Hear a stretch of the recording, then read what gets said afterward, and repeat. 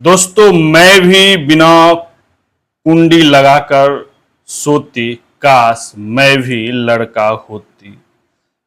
झल्ली बनकर दौड़ती उड़ती, सारी रात दोस्तों के साथ घूमती फिरती, काश मैं भी लड़का होती।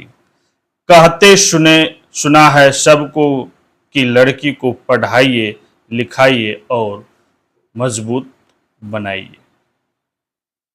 लेकिन क्या ये समाज की आंखों में हैवानियत खत्म हो चुका है या है? ना घर सुरक्षा ना बाहर सुरक्षा, देश के शासक रटते रहे और राज्य के शासक रटते रहे। हमारी बहू बेटियों को हम करेंगे सुरक्षित। यह है देश लोकतंत्र का, चलता है संविधान से, लेकिन देश की आधा आबादी जो अपने ही देश के पुरुष से नहीं है सुरक्षित। क्या लगता है? नमस्कार, मैं इंजीनियर दीपक कुमार, आप देख रहे हैं पीएनपी न्यूज। दोस्तों हमारे चैनल पे आप लोग का स्वागत है। दोस्तों आइए बात करते हैं Kolkata rape and murder case पर। 8 अगस्त 2024 की वो रात कोलकाता और देश की जनता को झकझोरने वाली रात। वो रात हर वह परिवार, हर वह माँ बाप को दिल दहलाने वाली रात। वह रात हर वो माता पिता जिनकी बच्ची बाहर मेडिकल कॉलेज या इंजीनियरिंग कॉलेज में पढ़ाई करती, हर वह माँ बाप जो अपनी बच्ची को नहीं चाहेंगे कि रात को वह कहीं ड्यूटी करे। उस रात की यादें, जिस तरह से दिल्ली निर्भया कांड, वही लगता है Nirbhaya 202 Kolkata RG medical college अस्पताल में यह घटना हुआ। यह हैवानियत की घटना करने वाला वही वॉलेंटियर कोलकाता पुलिस संजय राव। 8 अगस्त -9 अगस्त 2024 की रात ट्रेनी मेडिकल छात्रा जूनियर डॉक्टर उस रात को ड्यूटी लगता है। 8 की रात को उसके साथ 3 डॉक्टर का भी ड्यूटी लगता है और ड्यूटी करने के बाद वो 11 बजे की रात अपने माँ बाप से हर दिन की भांति उस रात भी वह बात करती है।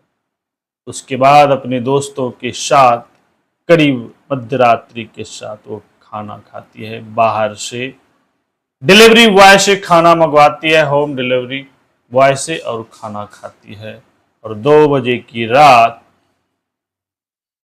वो डॉक्टर, वो पीड़िता सेमिनार हॉल में सोने जाती है। यहां तक तो सब सही चल रहा था।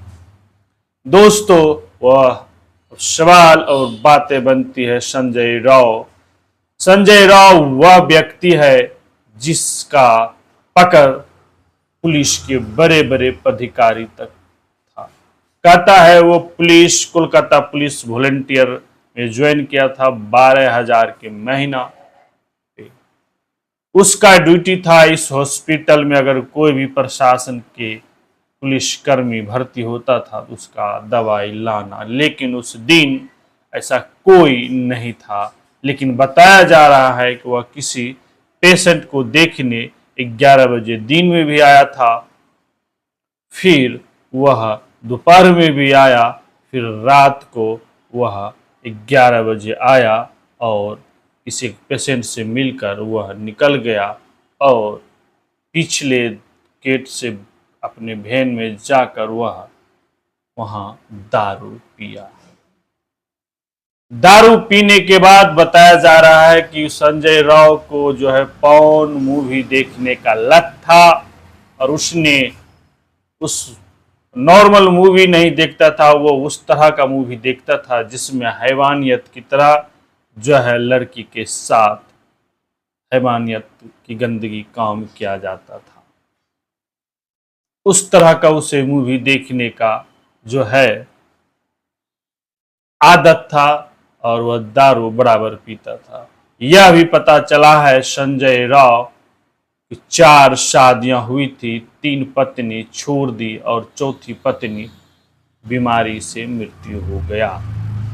3 पत्नी का कहना है कि यह इतना हैवानियत था कि वह दारू पीने के बाद सेक्सुअल जो है वह इस तरह करता था कि उन्हें तीनों पत्नी उसे छोड़ दिया। कहता है Sanjay Rao boxing body builder भी था और जिसके वजह से वह पुलिस विभाग की वॉलंटियर में ज्वाइन किया और वह जब भी हॉस्पिटल आता था तो उसका ड्रेस में कोलकाता पुलिस लिखा हुआ रहता था और जिसके वजह से ना उसे गार्ड और ना कोई डॉक्टर रोक टोक करता था, वह कहीं भी आ जा सकता था। और इसी का फायदा वह 8 अगस्त की रात जो है उठाया। रात को पीड़िता डॉक्टर सेमिनार हॉल में जाती है सोने के लिए 2 बजे, लेकिन 3:30 बजे के करीब जो है सेमिनार हॉल में वह व्यक्ति इन करता है और 4 बजे के बाद वह वहां से बाहर निकलता है। इतना हैवानियत साइको किलर की तरह, जिस तरह से उसने उस पीड़िता लड़की डॉक्टर जूनियर के साथ जिस तरह किया है, कहता है राक्षस की तरह पहले उसका हत्या किया, फिर उसके साथ रेप करने का काम किया, प्राइवेट पार्ट के साथ जो है ब्लड बेहिसाब, उसके शरीर का वैसा कोई अंग नहीं जहां वो दरिंदगी की तरह वो राक्षस ने हैवानियत दिखाने का काम किया, अपना साइको दिखाने का काम किया। बताया जा रहा है उसे साइको टाइप का वह व्यक्ति है। जब वह 4+ में वहां से निकलता है और वह अपने घर चला जाता है, वहां कपड़े बदलता है, बताया जा रहा है वह सबूत मिटाने का भी कोशिश करता है, लेकिन सुबह 7 बजे उस कॉलेज के जो है स्टाफ जब जाता है साफ सफाई के लिए देखता है तो उसके आंख खुले खुले रह जाते हैं। वो जब चिल्लाना स्टार्ट करते हैं, तमाम मेडिकल कॉलेज के जो है स्टाफ दौड़ता है और देखता है इस स्थिति में कि नग्न स्थिति में वह लड़की पड़ी हुई थी। आंख हो, मुंह हो, कान हो, गला हो, कहीं भी ऐसा पार्ट नहीं था जहां जख्मी नहीं थी वह लड़की। और वहां के प्रिंसिपल जिनका जवाबदेही है वह इस्तीफा लेते हैं कि डॉक्टर संदीप घोष, लेकिन राज्य सरकार उसे दूसरे कॉलेज का प्रिंसिपल नियुक्ति कर देता है, जो कि एक बड़ा राजनीतिक विषय और हंगामा खड़ा होता है। बात यहां होता है जब उस लड़की को जब भर्ती डॉक्टर तमाम देखते हैं और उनकी मां पिता को सूचना देने के बाद जो है उनकी मां और पिता आते हैं, कहता है कि आपकी बच्ची बीमार है। फिर हॉस्पिटल पहुंचने के बाद उनकी माँ बाप दिखता है कनाफूसी डॉक्टर सब कर रहे हैं, कहता है आपकी बेटी हत्या कर दी है, लेकिन इनके परिजन, इनके माँ पिता को, इस पीड़िता के माँ बाप को विश्वास नहीं था और उसने हाई कोर्ट में याचिका यहां तक बताया जा रहा है मेडिकल प्रशासन और कोलकाता प्रशासन ने कहा कंप्रोमाइज कर लीजिए, सेटलमेंट कर लीजिए। ये कहां से इतना बड़ा सोच, इतना घटिया प्रशासन लाते हैं। लेकिन जब हाई कोर्ट दखल देते हैं फिर ममता बनर्जी एक्टिव होती है और ममता बनर्जी उन पीड़िता परिवार से मिलते हैं और तमाम बातें कबूल करते हैं। अगर जो सीबीआई का मांग होता है, सीबीआई को भी मांग कबूल करती है और कहता है फांसी का सजा, तो वह भी कबूल करने का काम करते हैं कोलकाता के सीएम। लेकिन पूरे कोलकाता में तमाम मेडिकल कॉलेज के छात्र, मेडिकल जूनियर डॉक्टर प्रदर्शन और जो है जुलूस निकालना बंद नहीं करते हैं और तमाम हॉस्पिटल में जो है इलाज जो है रद्द होता है और तमाम जूनियर डॉक्टर न्याय के लिए सड़क पे उतरते हैं और पूरा देश जो है इस न्याय के लिए सड़क पे उतरे। लेकिन बात यहां है कि जब वह साइको किलर कबूलनामा करता है कि हाँ हमने किया, तो क्या सरकार को कितना जल्द एक्शन लेना चाहिए। उसने जो है सबूत जो है मिटाने का काम किया, लेकिन उसका इरफान उसे नहीं बचने दिया और उसके जूते में जो खून के धब्बे लगे थे वह उसे बचने नहीं दिया। ये तमाम घटनाएं जुड़ता है सरकारें और लेकिन इसी बीच केंद्र के केंद्रीय मंत्री पूर्व रविशंकर प्रसाद ममता बनर्जी पे उंगली उठाते हैं, लेकिन भाजपा की सरकार ये भूल जाते हैं। यूपी में हाथरस का कांड, यूपी में तमाम कांड, मणिपुर में वह बेटियों को, तो मेरा ये कहना है राजनीतिक नहीं सत्ता हो या पक्ष हो, इस मामले में देश हित के लिए कार्य करना चाहिए और बेटियों को जितना जल्द से जल्द हो इंसाफ मिलना चाहिए और उस साइको किलर को जो है उस व्यक्ति को इतना दर्दनाक सजा देना चाहिए कि अगला कोई भी व्यक्ति यह कांड करने से पहले लाखों बार सोचे। दोस्तों देख सकते हैं हमारे चैनल बैकग्राउंड में 4-4 किलोमीटर जूनियर डॉक्टर जो है पैदल मार्च निकाला। लेकिन घटना यहां तक नहीं रुकता है दोस्तों। 14 और 15 अगस्त की रात जो है धरना प्रदर्शन पे जो है एक गुट हमला के लिए पहुंचता है। पूरा धरना प्रदर्शन को जितना भी था टेंट फेंट कुर्सी सबको तोड़ फोड़ देता है हॉस्पिटल के गेट के सामने हंगामा।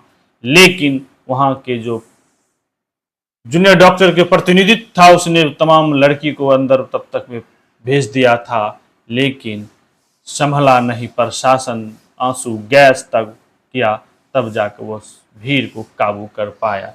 लेकिन यह गुट कहां से आया था? सत्ता पक्ष ममता बनर्जी कहना ये भाजपा और सीपीआई का गुंडे थे, लेकिन वही भाजपा नेता विपक्ष के नेता कहना है यह तृणमूल कांग्रेस के गुंडे थे। क्या वजह है? जो सबूत को इधर उधर करने की बातें थी, लेकिन कोलकाता कमिश्नर ने कहा कि हमने तमाम सीसीटीवी कैमरे दिखाने का काम किए पीड़िता के परिजन को और जो भी पोस्टमार्टम रिपोर्ट है उनके परिजन को हमने दिखाया और मेडिकल छात्र के जितने भी प्रतिनिधित्व मैं उन्हें भी दिखाऊंगा। ये सुप्रीम कोर्ट का गाइडलाइन है कि आप किसी भी चीज को इस तरह की कांड का उसको पब्लिक नहीं कर सकते हैं। आप पीड़िता का नाम भी नहीं ले सकते हैं या उसका फोटो भी नहीं दिखा सकते हैं। तो तमाम चैनल को भी गुजारिश है वह नहीं दिखावे, क्योंकि हर किसी का एक मान और सम्मान होता है। लेकिन यह मान सम्मान तो तब है ना जब ये साइको किलर को बड़ा से बड़ा सजा मिलना चाहिए, क्योंकि देश के ऐसा कोई राज्य और ऐसा कोई कोना नहीं है जहां इस तरह की घटनाएं नहीं होती है। क्या देश की आधी आबादी सुरक्षित है? वो अपने ही घर में अपने ही परिजन से सुरक्षित नहीं है। ये रेप नहीं, हर दिन वह आधी आबादी रेपिस्ट की नजरों से रेप होते हैं। घर से निकलने के बाद कोई दुपट्टा, कोई सीटी बजाना, कोई गंदे कमेंट करना, तमाम चीजें हैं। बस पे धक्का खाना, ट्रेनों में धक्के देना, हर जगह यह जो सुरक्षित नहीं है, इसे सुरक्षित कौन करेगा? समाज को भी जगना होगा, समझना होगा। देश के हर वो 140 करोड़ में जितने पुरुष, उसे समझना होगा कि यह देश की बेटियां हैं और तमाम लोग, तभी वो एक साथ आपके साथ कदम की कदम मिलाकर चलेंगे और साथ में विकास होगा। अगर विकसित देश की बातें हैं तो ये समाज में जो दुष्कर्म करने वाले लोग हैं, इसे कड़ी से कड़ी सजा देना होगा, ना कि राजनीति करना चाहिए। जिस तरह से भारत के प्रधानमंत्री भी बातें को रखे, लेकिन उसमें बू राजनीतिक का दिख रहा था। बात यह है, सीबीआई को केस थोपा गया। सीबीआई ने वहां के जो डायरेक्टर थे डॉक्टर संदीप घोष को पूछताछ किया, और 3 डॉक्टर जो उनके साथ ड्यूटी में थे उन्हें भी पूछताछ किया गया है। और जो साइको किलर है उसे जो है मेडिकल जांच के लिए भेजा गया है। लेकिन कहा जा रहा है पीड़िता के साथ गैंगरेप। यह कैसे समझा जाए? कोई एक सिंगल व्यक्ति किया है। तमाम चीजें हमने आपके बीच रखा, लेकिन जिस तरह से मणिपुर की घटनाएं, हाथरस कांड की घटनाएं, यूपी की घटनाएं, राजस्थान की घटनाएं, बिहार की घटनाएं, औरंगाबाद की, और जिस तरह से मध्य प्रदेश में घटनाएं, ये तमाम जगह जिस तरह से निर्भया कांड के बाद एक कानून बना, क्या जो दूसरा ये निर्भया कांड लग रहा है आपको कोलकाता का? तमाम देश के तमाम डॉक्टर, मेडिकल कॉलेज के तमाम डॉक्टर कह रहे हैं बिहार बंदी, भारत बंद हो और जल्द से जल्द न्याय मिले। ममता बनर्जी ने कहा, आश्वासन दिया है कि मैं कड़ी से कड़ी एक्शन लूं और उसे फांसी सजा। लेकिन फांसी का सजा कब तक, कितने दिनों तक? क्योंकि निर्भया कांड में भी बहुत समय लग गया फांसी का सजा मिलने के लिए। तो ये तमाम चीजें, कितना समय लगता है, न्याय जितना जल्दी मिले उतना देश में जितने भी साइको किलर है, ये दुष्कर्म करने वाला हैवानियत टाइप के लोग हैं, यह डर से चूहे के बिल में घुस जाए और दोबारा इस तरह की घटनाएं ना करे। दोस्तों, आप लोगों को क्या लगता है? कितना अपना राय जरूर दीजिएगा। सरकार और विपक्ष, सत्ता पक्ष को क्या यहाँ पे राजनीतिक के अलावा क्या जो है मिलकर जो है न्याय देने का काम किया जाए? वहां की प्रशासन को भी जो है न्याय देने का काम करना चाहिए। अपना राय प्रतिक्रिया जरूर दीजिएगा। मैं आपका भाई इंजीनियर दीपक कुमार। अगर चैनल पे नए हैं तो सब्सक्राइब कर लीजिए, बेल आइकन को जरूर टच कर लीजिएगा। धन्यवाद। जय हिंद।